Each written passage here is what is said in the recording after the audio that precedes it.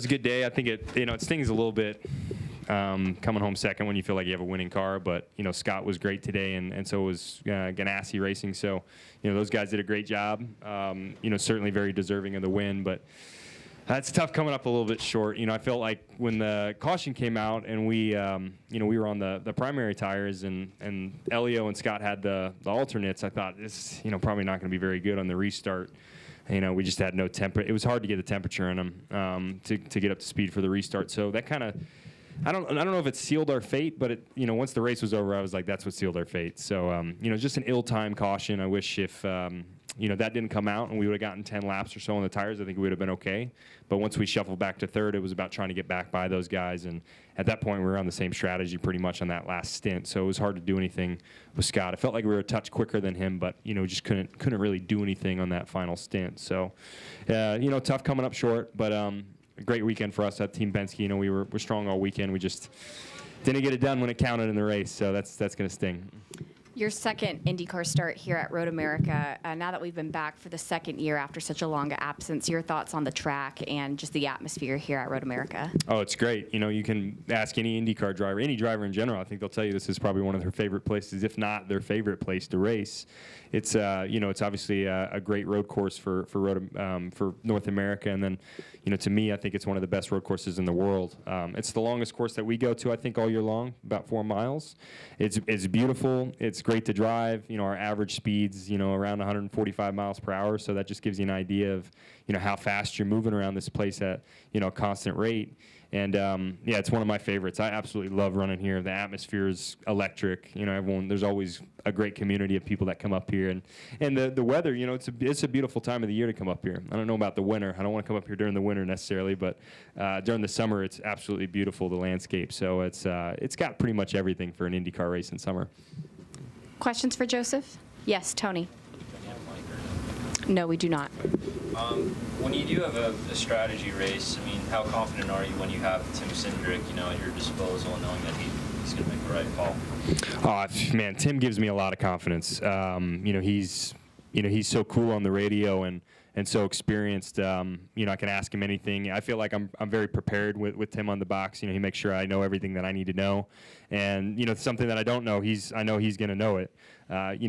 Things like today where the yellow came out, you can't predict those type of deals. I think we made the right strategy for us with the way the race was unfolding. We had a good lead, and if he asked me what tires I wanted to go out on in that that third stint, I would have said the primary tire. So I thought we made the right call. It was just the caution didn't fall our way. So you can't predict that stuff. It hurts when it comes at the wrong time, but that's pretty much what happened today. With Tim, I feel very confident in all their decisions and everything that those guys do on the pit box. So it wasn't that, just didn't fall our way today. Other questions? Yes, Bruce, and we have located our mic. The restart where Scott was able to go to the outside to pass you, that was a pretty bold move on his part. How did you feel? Were you pretty impressed that he was able to pull it off? No, because he had red tires on.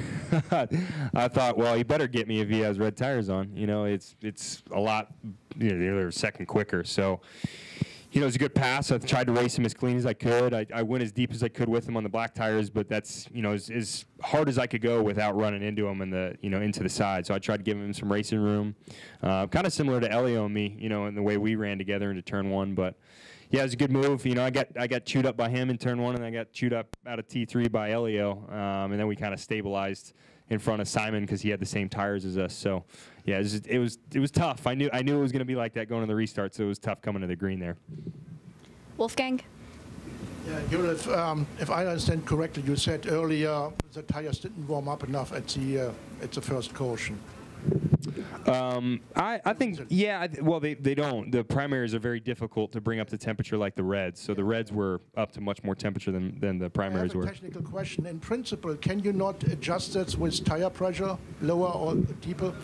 Not necessarily, no. It's just, it's a reflection of the compound of the tire, the construction of the tire. It's really just it's an engineering reason that the reds are easier to bring up to temperature. That you can't do anything to really bypass that. You know, you try and put as much heat as you can into the reds, and you try and put as much heat as you can into the primaries. The red's always going to come up quicker, generally. Now the tire does change track to track, but at this track, it's very, very difficult to bring up the primaries as quickly. It's just the nature of the tire. You know, it's what we deal with pretty much. Other questions for Josef? Yes. I'm not sure how much you got a chance to talk about it throughout the weekend, but it's a year after you raced here injured or healing at the time. What was it like being completely rested up and fully healed this year? Did you notice any difference throughout the race? Yeah, I mean, there's certainly no distractions. Last year there was probably a little more distraction from trying to, you know, deal with comfort inside the cockpit. But you know, from a performance standpoint, I don't think it was much different. I think I wouldn't blame the injuries last year for any performance deficit. I thought we were actually very good in the race last year. We had a top 10, and you know, I made a mistake in qualifying, which, you know, I think if we didn't do that, we probably could have had a top 5 last year. So, you know, if anything, it was just nice not having any distractions personally. But, you know, from a performance standpoint, I think it was very similar to last year, and I felt optimistic knowing what we had in the race last year. Yes, Jim. Josef, you guys seemed to be having a lot of fun coming into this race. Seemed like you guys knew your cars were strong. Any other tracks we can look forward to? You guys feeling that confident going into the race weekend? It's hard to tell. I mean, you know, I feel like you could say, you know, a couple different places we should be strong at. You know, if you look at where Penske was good last year, like Mid-Ohio, they were very good last year. But, you know, this with IndyCar, you just can never tell.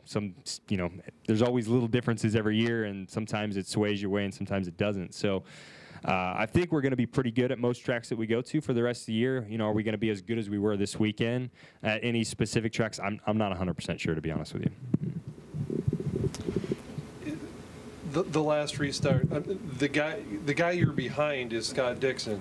Who's that? If it's somebody else, are you maybe a little more confident than that you have a shot at him? But he doesn't seem to make a lot of mistakes. Yeah, I mean, Scott's one of the hardest to pass, you know. It was funny because it was kind of a reverse Barber situation, you know.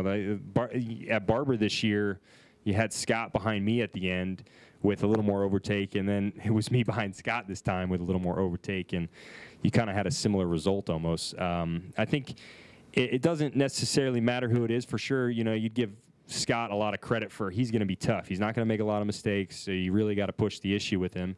But I think I was concerned about getting by him just his race pace. You know, we were quicker than him, but we weren't quick enough to overtake him. We were probably only, you know, 2-3 tenths quicker than him outright speed, which wasn't enough to really do much with him. Once we were up to temperature, we were all running full fuel, full kill.